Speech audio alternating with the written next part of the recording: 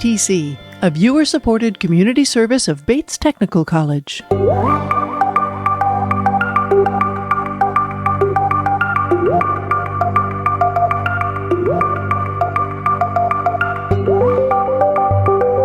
From KBTC Public Television Studios in Tacoma, Washington.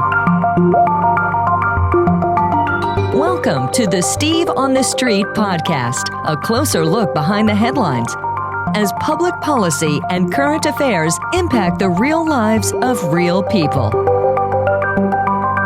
Hello, welcome to the Steve on the Street podcast, produced by KBTC Public Television and its public affairs program, Northwest Now.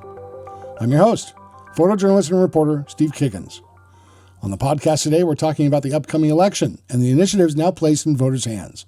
Specifically, we're covering Initiative 2117. So for background, the Climate Commitment Act of 2021 caps the amount of greenhouse gases industry is allowed to emit and puts a price on those carbon emissions.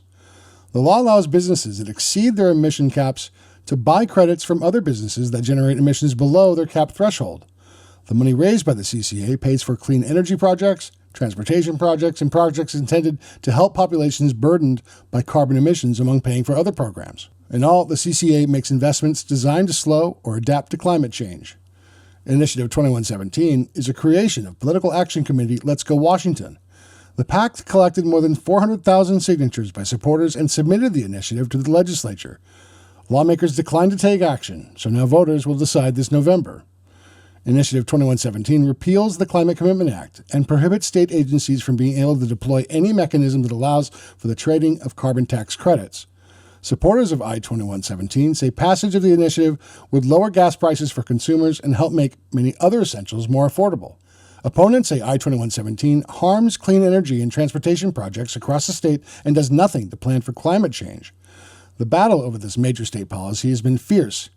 In early October, the Public Disclosure Commission rejected a complaint filed by Let's Go Washington that claimed the state violated campaign finance law, alleging the State Department of Commerce committed bribery when 700,000 Washingtonians received $200 rebate checks from their utility, paid for by revenue raised by the Climate Commitment Act. And just this week, the commission says Let's Go Washington violated state law when it failed to report the use of subcontractors to collect signatures and failed to report subcontractor spending. The Public Disclosure Commission fined Let's Go Washington $10,000. The PAC has little time to petition the commission to reconsider its order and could also appeal to a state superior court within 30 days. Next on the podcast, take a listen to Northwest Now's coverage where I met a group of activists in Seattle fighting to save the city's urban forest. He said, hey, I'm going to do it. Families in Seattle's Wedgwood neighborhood gathered this month sharing resolve to protect what makes Washington the evergreen state. Now, all these people. Organized by Tree Action Seattle, neighbors mourned the fate of multiple cedars slated for removal. Developers received city approval to cut down about a dozen trees behind this fence on a property near Wedgwood Elementary to make room for new homes. I can't change what's happening next door. Neighbor Susan Mills believes Seattle's newly updated tree ordinance is flawed, saying future construction threatens our urban forest. She worries the project next door could injure the cedars in her own yard. So this one here, and then there's a really big one in the back by our garage. And we realized that it was noted that our trees were going to be damaged by the construction. And the city again said, there's nothing you can do. You can go to... Sandy Shetler helps organize with Tree Action Seattle when development includes clear cuts. They're standing up for trees in their own neighborhoods because we are seeing this kind of deforestation. She says that's why Tree Action Seattle joined a large and growing coalition opposing Initiative 2117. I have no faith in their ability to administer $2 billion. Brian Haywood, the wealthy hedge fund manager sponsoring Let's Go Washington's initiatives, laid out his support for I-2117 to the Seattle Times editorial board in August. I-2117 repeals Washington's landmark climate legislation that requires industry to reduce pollution and funds clean energy, air quality, transportation, and many other projects. Haywood blames high gas prices on the legislation, telling voters approving the initiative puts power and money back into their own hands. But detractors warn the initiative derails the state's attempt to reduce greenhouse gas emissions by 95% by mid-century. We can't afford cuts to transportation. We can't afford the damage to our environment. and we can't afford to not have a plan to address climate change. Groves are the answer to our climate resilience challenge. Okay. That's why Shetler rallies communities when trees are threatened, and why Seattle Tree Action urges voters to reject I-2117. We cannot simply go back and think that that will solve the problem. In Seattle, Steve Kickens, Northwest Now. Portions of that report included sound bites taken from interviews conducted by the Seattle Times editorial board in August, which was televised by TVW. Next on the podcast, listen to the opening comments made by I-2117 supporter Brian Haywood, who founded Let's Go Washington, and I-2117 opponents, State Representative Joe Fitzgibbon from Washington's 34th Legislative District, and Rachel Smith from the Seattle Metropolitan Chamber of Commerce.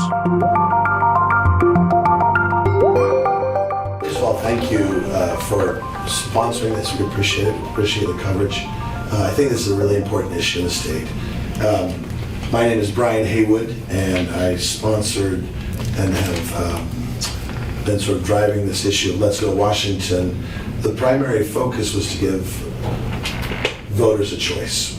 And this isn't the only issue, but this one, if we talk about it specifically, we believe that there's a couple of things that were promised to the voters when we began. The Climate Commitment Act basically promised that it was not going to be at a cost to consumers.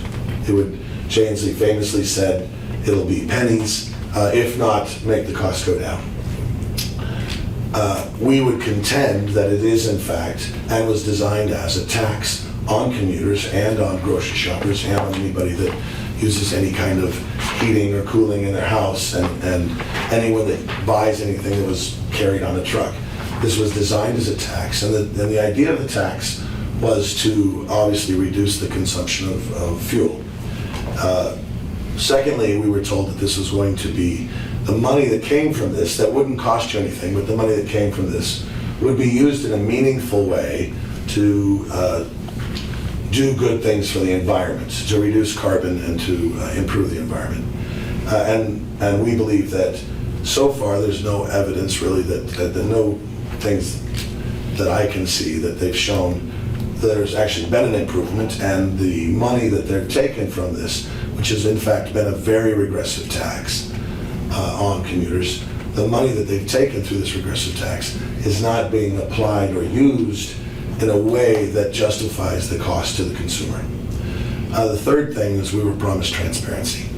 We'll tell you what we're going to do, we'll tell you what the results are, we'll show you how effective this is, and the Inslee administration in particular has been very terrible, I would argue, in this act of transparency. They've even shut down, as the carbon count has gone up, the carbon output has gone up, they've shut down their website that was tracking it. And sure, maybe they had some issues, but if they've got those kind of issues, then I have no faith in their ability to administer $2 billion that they took in a regressive tax from off the voters' backs. So our primary aim is not really to beat anybody into submission or to pass any agenda. It's really to give the voters a voice. That's what we've done with all 7 of the initiatives that I've been involved with. At the end of the day, the voters are going to decide this. I'm not trying to buy, I'm not doing special interests, I'm trying to give voters a voice.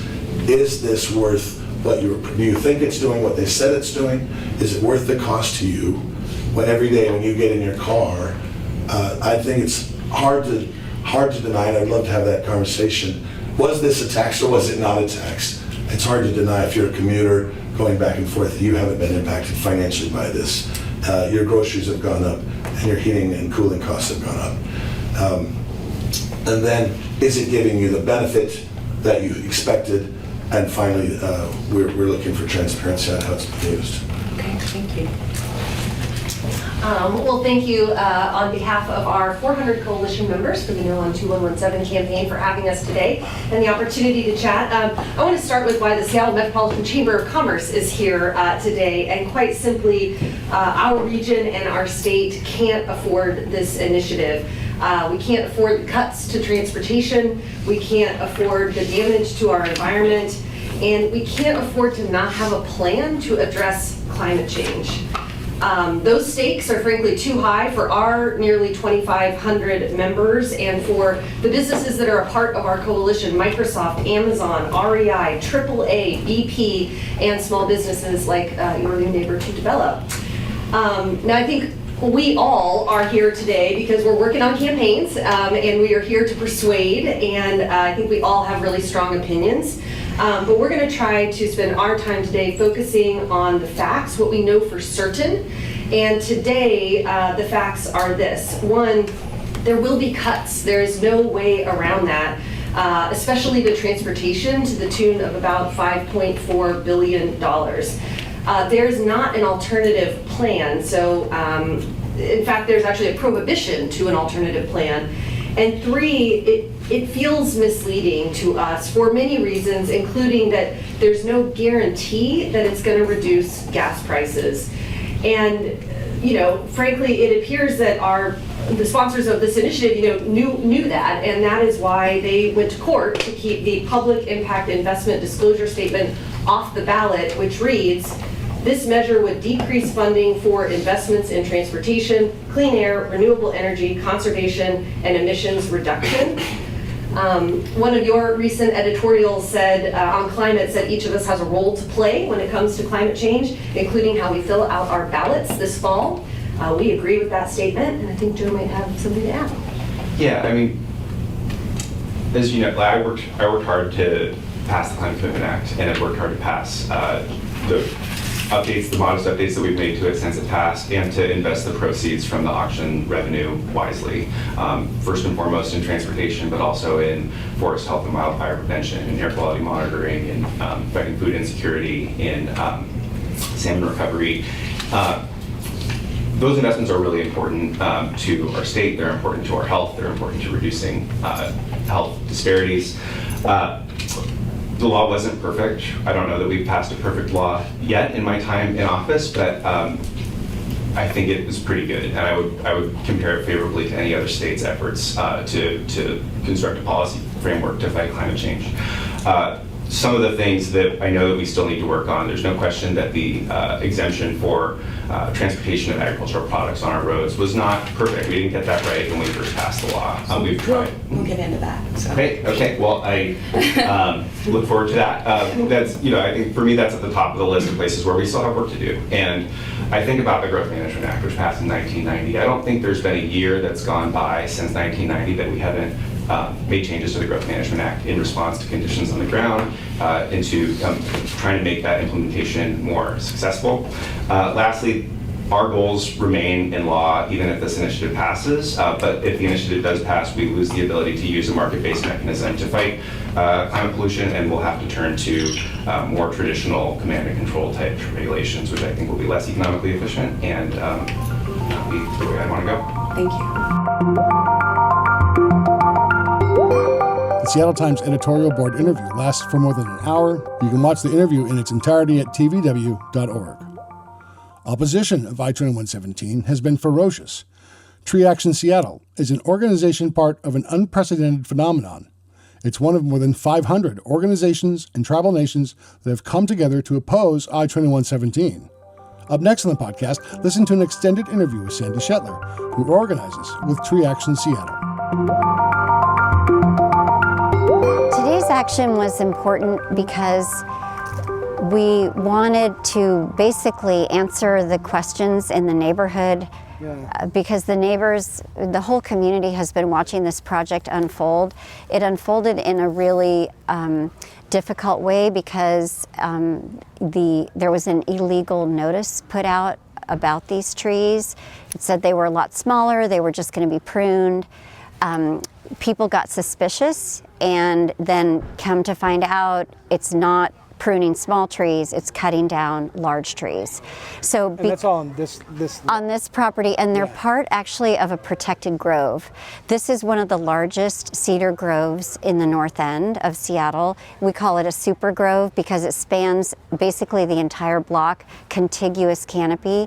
Under Seattle's old tree rules, those kind of groves were protected. And to remove a member of the grove, which can destabilize the grove, they had to prove that they couldn't build the building any other way and go to some work. But now all lots can be clear cut when houses are built because of the new Seattle tree ordinance that was passed in 2023. And therefore, this grove will likely be destabilized by the removal of these 3 enormous cedars. Thankfully, the actions of neighbors and the community did stop the removal of this very large tree right here at the front. We believe, because this was on the initial list that the developer put out of pruning, we believe that it was actually also going to be removed. We're pretty clear that it was, because that's happened on other properties. What happens next with council? It sounds like there might be some Yeah. ears that are Yeah. open to some change in the ordinance Yeah. soon, but that doesn't help for this project. No, and actually, so the good thing is City Council is listening, and we've been hearing from different individual council members that they want to take this on. It's well known that we can build all the housing we need and save our trees. In Seattle, that's especially true because the trees are on the edge of the lots. It's infill development, so it just makes perfect sense. What we're seeing now is there's this lot sprawl that spills the buildings to the edge of the lot, leaves the center kind of dead and paved, and you lose all your trees unnecessarily. So we are fighting lot sprawl. We believe that council is listening, and they have committed to taking this up in December when the budget process is done, which they're working on right now. Was this kind of like a day of mourning? Yeah, it was. It was. When you get to that point when there's nothing else you can do, the neighbors love these trees, and the neighbors have actually been fighting for these trees all year long. But this project fell under the new ordinance. So because the application date was under the new rules, which allow the clearing of all trees, neighbors really can't do much. They even tried to protect their own trees because this project will damage the roots of the neighbors' very large cedars. But the city has not allowed sufficient root protection to protect the neighbors' trees. So we fully expect that not only will all these trees be cut down, but the trees on surrounding properties will probably be damaged and possibly die in the next few years. Groves are the answer to providing climate resilience in modern cities. Having single specimen trees around, it's nice, but you do not get the scale of what a grove can provide. We always say a grove is greater than the sum of its trees, because if you took all those trees in the grove and you spread them out over a wider area, they would not sequester as much carbon, they would not live as long, they would not provide as many health benefits. They do all this because they are working together. They are stronger together, just like people are stronger together. Trees are stronger together. Their roots interconnect, they protect each other from storms, and then they multiply each other's efforts in terms of not economic benefits, environmental benefits. So they're amazing. Groves are the answer to our climate resilience challenge. Talk to me about Tree Action Seattle. Yeah. The genesis of that, where that lives today, Yeah. the success you've seen, and what's next. Yeah, so Tree Action Seattle was really a community outpouring in response to the impending loss of a very large tree called Luma in Wedgwood that really inspired the community to the point that some people from the community climbed into the tree and refused to leave until the tree could be saved. The tree was saved actually as an archaeological site to honor the tribe, the Snoqualmie tribe, because it is a tree from their history. It was not saved because it's a beautiful, healthy tree and we need more trees. so we cannot expect that success can be replicated to save other trees. But anyway, out of that event grew Tree Action Seattle, and we have a huge email list of people who are actively engaged. These are people who are willing to reach out to city leaders. They're willing to come to events. They're standing up for trees in their own neighborhoods, because we are seeing this kind of deforestation in every neighborhood. And there's a big problem too with the new tree ordinance, in that it ostensibly was crafted to address tree inequity, because our trees in Seattle are spread out inequitably. Wealthier areas have more trees. But the dirty little secret of our new tree ordinance is that it's actually removing trees in urban heat islands and low canopy areas faster than it's even removing them here. So we've got an event next week in South Park, and you'll see that there are only 3 trees left on this entire block of 4 large parcels. The trees are all clustered conveniently at the end. They're conifers, which are perfect for getting air pollution out of the air and protecting people.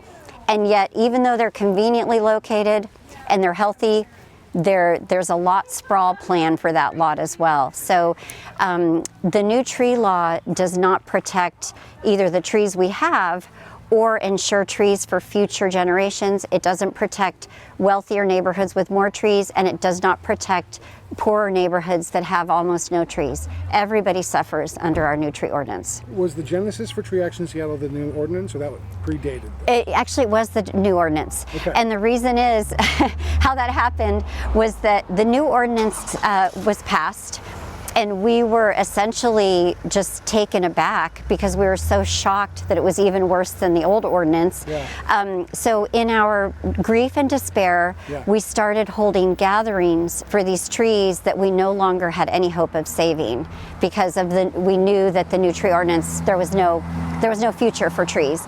So in that process of gathering people, community, to say goodbye to our trees, people realized they didn't want to just say goodbye, they wanted to step up and fight. So why is it that Tree Action Seattle supports that no campaign? Yeah, because our whole reason for being is to answer this question. Yeah, exactly. Right. Our whole reason for being is to support the growth of the relationship between people and trees, because that is the only way that humans will survive on this planet, right? If all the trees disappeared from the planet right now, humans would go soon after. But if we all disappeared, trees would do fine. We cannot survive on this planet without trees. And 2117 has saved a lot of forest land already. And it is also a vehicle to do further work to enable us to live sustainably with nature. As soon as we heard that we could sign on as an organization, there was not a minute to discuss. We are all philosophically completely aligned with 2017. I'm very grateful for the work that's been done through the funds that have come through already, and we cannot let this go away. I struggle with the fossil fuels because I don't want people who have less to suffer more. Right. But at the same time, I don't think that the way forward is to keep burning more of them. We need to take other action to ensure equity for all as we transition to a cleaner economy. But we cannot simply go back and think that will solve the problem. So here we are, at a crossroads for Washington State's Climate Commitment Act. It's now up to voters to decide the fate of our state's landmark legislation come this November. So thanks to Sandy Shetler, who shared an interview on Northwest Now's broadcast detailing Tree Action Seattle's goals. And finally, thank you. Thanks for taking the time to meet with me here on the Steve on the Street podcast. I recognize the effort and time you take to stay connected with Northwest Now's coverage. Your continued support just by listening is appreciated. Once again, I'm your host, reporter and photojournalist Steve Kiggins from Northwest Now on KBTC Public Television. Until next time, cheers.